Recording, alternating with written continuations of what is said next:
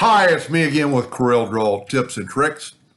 Somebody's trying to remove a background on an image that has no background.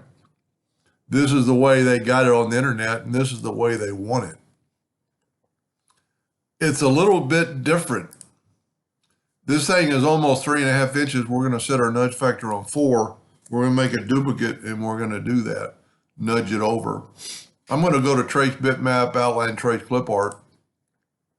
Does it pretty quick, and then I'm going to say OK, and then I'm going to nudge it over. Now, I'm going to go to Object, Group, and Ungroup, and you can see it's got all these gray little cubes everywhere. So what we can do is select one of them, go to Edit, Find and Replace. From Selection, select All, and then hit Delete. Now, we're not done because there's white ones. Select from Selection, find all, and hit Delete. Now you only have that.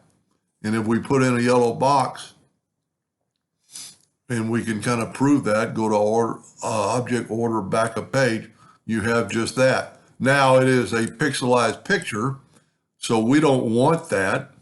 We will take away the color by left-clicking. We will take our Smart Fill tool, set on any color, and fill that in, and then nudge it over, and then fill that in, and nudge it over to our original picture, and then select everything, and hit Intersect. And now you have a, whoop. And for the one I'm doing it for, I reduced her quite a bit in size to make it easier for Corel to do it. Now you have a good sharp image. There's some things we could still fix, like right there, maybe delete these nodes. If you will select that node, hold down the Shift key and select that node, you've got those two selected, right click your mouse and turn that into a line. And then you can actually click on it, turn it into a curve, and move your handle down to conform to the boot a little bit more.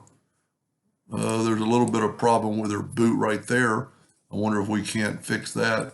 Shape tool, delete those. See, the boot is still there. Select those two, right click, turn them into a line. I would go ahead and select them and turn them into a curve, and then you could make that boot a little rounder on the toe. And then I would just take if you have X7 or above, take your smoothing tool and just smooth out edges like that. And you'll have a pretty good sharp image. A couple other areas that you could just go around her legs, and the smoothing tool might be able to handle all that. Just kind of if the smoothing tool can't do it, just grab your shape tool and just move that node up. Delete some nodes if you want. Move that node up. Pretty cool. Anyway, I hope that helped them a little bit. Thank you for watching.